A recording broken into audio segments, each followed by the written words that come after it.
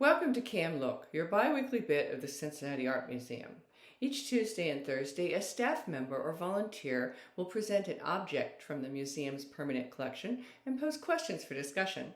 Please check back at 10 a.m. on those days for a new work and a new conversation. Hi, I'm Susan, a docent at the museum, and today I'd like to present the painting The Bandit by Emanuel Leutze. This was a gift from Joseph Longworth, and among the first original artworks to enter the museum's collection. You might not be familiar with Leutze, but you probably know at least one of his works.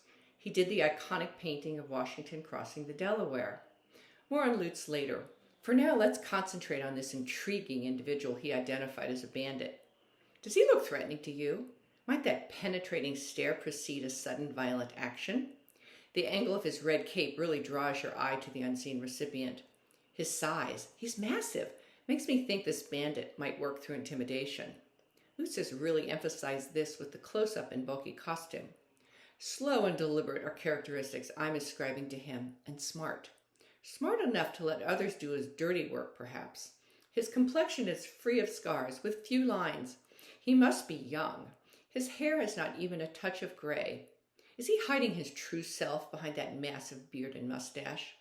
If he was a Hollywood character, would he be terribly misunderstood? What circumstances could have led him to this life? Isn't it fun to make up stories about people? I hope Leutze would approve. Emanuel Leutze was born in Germany in 1816 and brought to the U.S. as a child. An early work, Portrait of a Lady, 1836, illustrates his substantial talent as a young artist of 20. The painting, submitted to the second annual exhibition of the Artists Fund Society in Philadelphia, received praise and an invitation to paint prominent political figures in Washington, D.C. A sudden financial crisis occupied the attention of his intended subjects, and he left with potential, but no paintings. At 24, he returned to Germany, where he studied at the Kunstakademie in Dusseldorf. Dusseldorf was the hotspot for many young artists, including Americans, Eastman Johnson and Worthington Whitridge, artists with works in our collection. Both were students of Leutze. The style of the Dusseldorf school emphasized draftsmanship, drawing, dramatic compositions, and dazzling light. It suited the romanticized history paintings Leutze would become known for to a T. This painting, Columbus in Chains, won a gold medal at the Brussels Art Exhibition of 1842.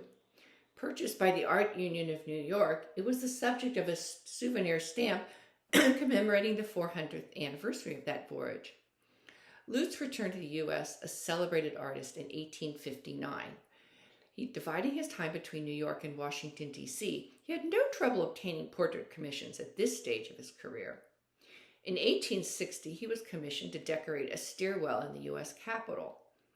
Westward, the course of empire takes its way.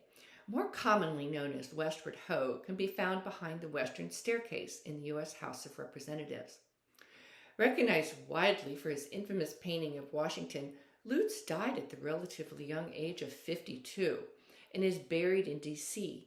He was preparing a work titled The Emancipation of the Slaves at that time. What historical narrative do you think Leutze might have intended this character for? Do you think the model for this painting enjoyed being identified as a bandit? What would you title the painting?